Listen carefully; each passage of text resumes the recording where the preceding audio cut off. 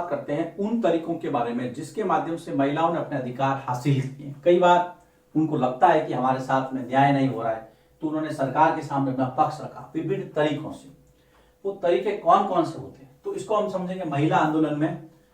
एक तो देखिए अभियान चलाना, जागरूकता अभियान चलाते हैं, अभियान चलाना हो सकता है। जागरूकता बढ़ाना, लोगों से मिलकर के उनको बातचीत समझाना, अभियान चलाना, जागरूकता बढ़ाना। अवेयरनेस प्रोग्राम जिसको आप बोल सकते हैं, जागरूकता बढ़ाना। हम गांवों में बहुत सारे ऐसे प्रोग्राम चलाते हैं, तो अवेयरनेस लाती है जो जनता के अंदर, खास करके विमेन एम्पावरमेंट में, महिला सशक्तिकरण जिसको आप बोलते हैं।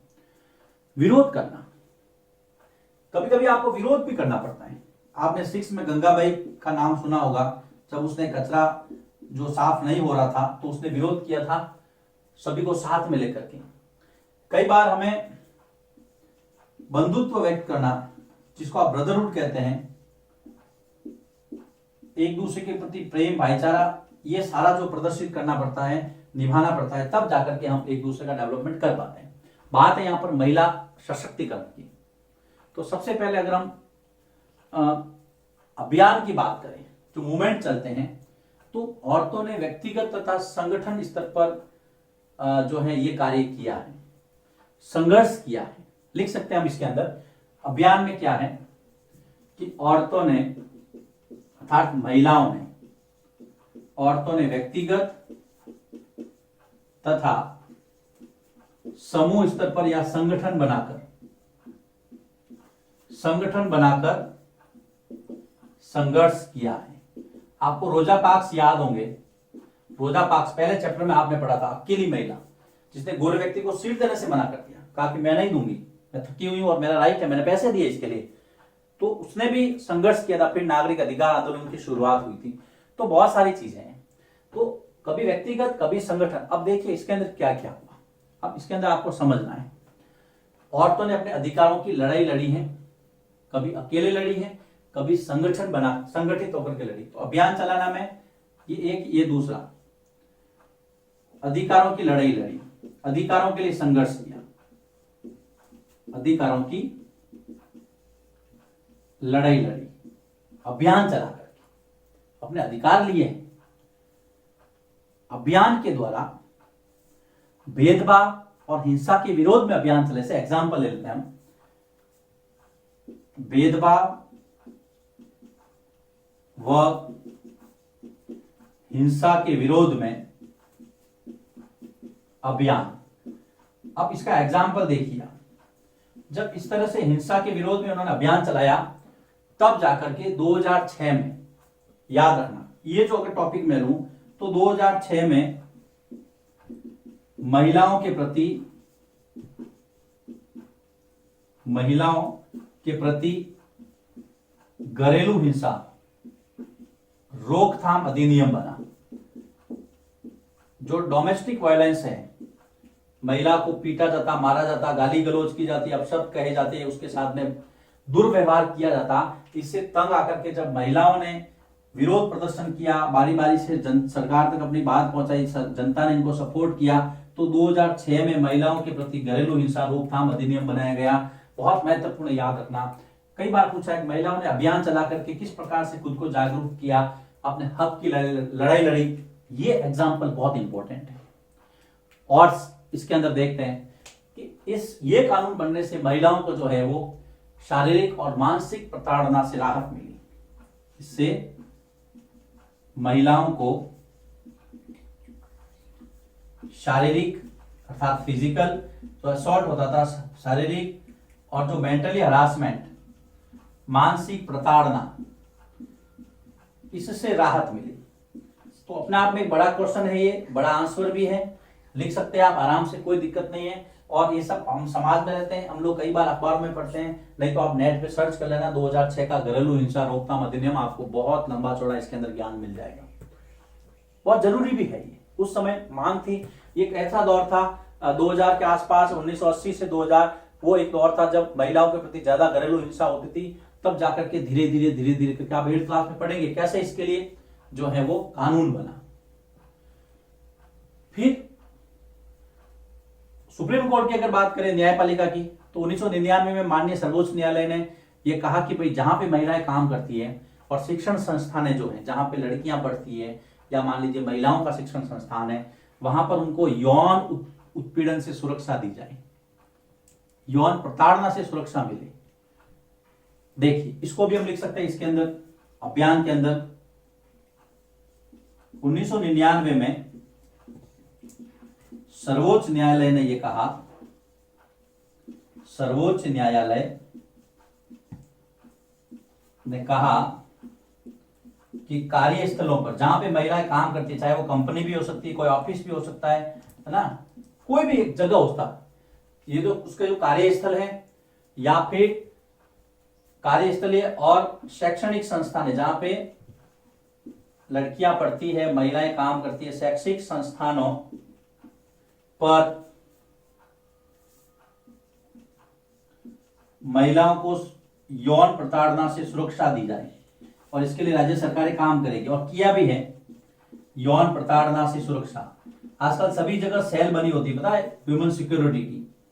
आप किसी भी ऑफिस में जाके पूछ लेना तो वहां पर एक प्रॉपर जो सेकंड अफसर होता है, मेरे हिसाब से वो इसको देख रेख करता है। अगर कोई ऐसा मामला सामने आता है तो कमेटी बना करके उसके ऊपर जांच की जाती है। तो ये देखिए ये है। अब हम और आगे बढ़ते हैं। 1980 के डिकेड में, 1980 के दशक में जो दहेज वाला सिस्टम बहुत ज्यादा था, तो 1980 के दशक में दहेज प्रथा के प्रति, दहेज उत्पीड़न के प्रति, दहेज हत्याओं के विरुद्ध आवाज उठी, तो उस कानून को और कठोर किया गया। देखो मैं आगे और बढ़ता हूं अभियान चलाने में। 1980 के दशक में, 1980 के दशक में दहेज हत्याओं, दहेज के कारण, जिसको आप डायरी बोलते हैं, दहेज के कारण महिलाओं की हत्या की जाती थी, उनसे ज्यादा डिमांड की जाती कि अपने मायके से ज्यादा पैसे लाओ। तो दहेज हत्या जब जलाया जाता था 1980 के दशक में, दहेज हत्याओं के खिलाफ आवाज उठी, के विरुद्ध आवाज उठी, के खिलाफ आवाज उठी, तो दहेज कानून को और कठोर किया गया। सब महिलाओं के लिए है, दहेज कानून को अधिक कठोर किया गया। आज किसी से आप दहेज की डिमांड नहीं कर सकते हैं, अधिक कठोर किया गया। लड़कियां सारी सुन लेना ना, और लड़के भी ध्यान रखना भाई, दहेज लेना और देना दोनों कानूनन अपराध हैं, मम्मी पापा को बोल देना।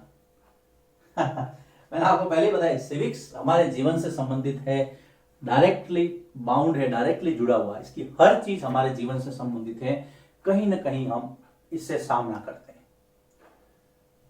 तो ये अभियान चलाने के अंदर आपको इतनी चीजें पता रखनी है। वापिस देख लीजिए अभियान चलाने वाला जो ये है, इसके अंदर संघर्ष व्यक्तिगत रूप से और संगठन बना करके संघर्ष औरतों ने किया है, अपने अधिकारों की लड़ाई लड़ी है, भेदभाव और हिंसा के विरोध में अभियान चलाया है। पहला ये आप एग्जाम्पल दे सकते हैं, दूसरा ये देख सकते हैं सुप्रीम कोर्ट ने जो डिसीजन दिया है ना, उन्होंने बताया कि भाई महिलाओं को यौन प्रताड़ना से सुरक्षा दो काम करने की जगह पर और जो एजुकेशन इंस्टीट्यूट है वहां पे। फिर आप 1980 के दशक की बात कर सकते हैं, जब दहेज हत्याओं के खिलाफ और आवाज उठी तो उस कानून को और कठोर किया गया। अब ये हो गया आपके अभियान चलाना। अब हम बात करते हैं जागरूकता बढ़ाने की। अब अवेयरनेस कैसे बढ़ाएंगे, विमेन एम्पावरमेंट के लिए लोगों को कैसे जागरूक करेंगे, इस बारे में हम अभी बात करने वाले हैं। लिखिए आप इसको पहले, फिर मैं आगे बढ़ता हूं। अब इसको आगे बढ़ाएंगे जागरूकता बढ़ाने। अभियान चलाने के बाद में अब हम बात करते हैं जागरूकता बढ़ाने की। तो जो जागरूकता बढ़ाना है वो कैसे जागरूकता, आपने देखा होगा कई बार लोग नुक्कड़ नाटक करते हैं, गीत गाते हैं, लोगों से बातें करते हैं ना। जागरूकता बढ़ाने के बहुत सारे तरीके हैं। हम लोग भी कभी स्कूल में ड्रामा वगैरह करते हैं ना, उससे कोई मैसेज जाता है, चाहे वो महिला शिक्षा के प्रति हो या फिर दहेज हत्या के खिलाफ हो, इस तरह से बहुत सारी बातें होती है। तो गीत, नुक्कड़ नाटकों और जनसभाओं के माध्यम से हम जागरूकता बढ़ा सकते हैं। ये देखिए, गीत, नुक्कड़ नाटकों व जनसभाओं के माध्यम से, जन सभाओं के माध्यम से, क्लियर। प्रश्न आता है जागरूकता कैसे बढ़ा सकते हैं कि गीत, नुक्कड़ नाटकों, जनसभाओं के माध्यम से जनसंपर्क करके महिला जो है अपने प्रति जागरूक होती है, हम भी उनको जागरूक कर सकते हैं। फिर है विरोध करना। विरोध करना कि जब महिलाओं के हितों का उल्लंघन हो, महिलाओं के हितों का उल्लंघन हो, उल्लंघन का मतलब होता है जब उनके अधिकार उनको नहीं हो, तब महिला आंदोलन, रैलियां, धरना प्रदर्शन हो तो रैली, धरना प्रदर्शन,